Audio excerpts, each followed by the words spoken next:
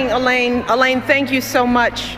We are so grateful for your family's service and sacrifice, and we will always have your back. Over the past few years as First Lady, I have had the extraordinary privilege of traveling all across this country, and everywhere I've gone and the people I've met and the stories I've heard, I have seen the very best of the American spirit. I have seen it in the incredible kindness and warmth that people have shown me and my family, especially our girls. I've seen it in teachers in a near bankrupt school district who vowed to keep teaching without pay.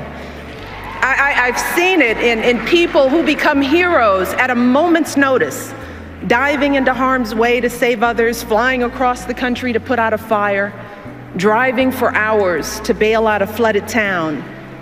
And I've seen it in our men and women in uniform and our proud military families. In wounded warriors who tell me they're not just gonna walk again, they're gonna run, and they're gonna run marathons. In the young man blinded by a bomb in Afghanistan who said simply, I'd give my eyes 100 times again to have the chance to do what I have done and what I can still do. Every day, the people I meet inspire me. Every day they make me proud. Every day they remind me how blessed we are to live in the greatest nation on earth.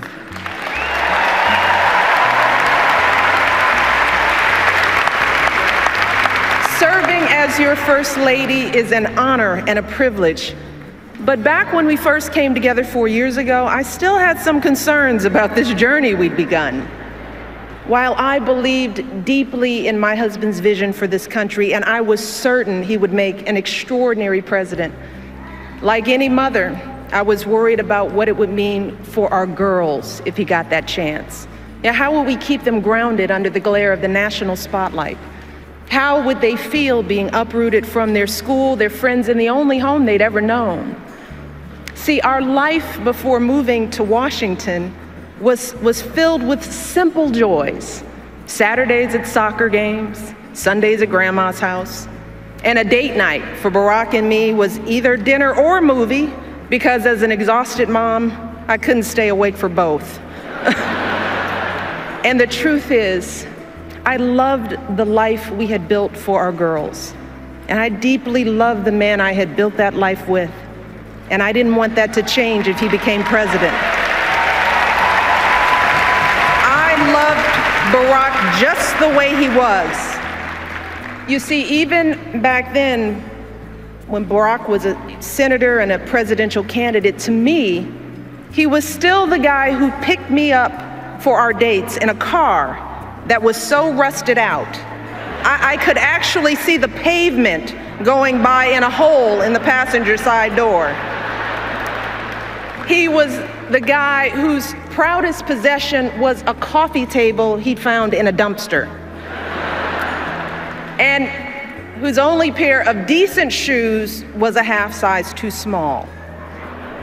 But see, when Barack started telling me about his family, see, now that's when I knew I had found a kindred spirit, someone whose values and upbringing were so much like mine.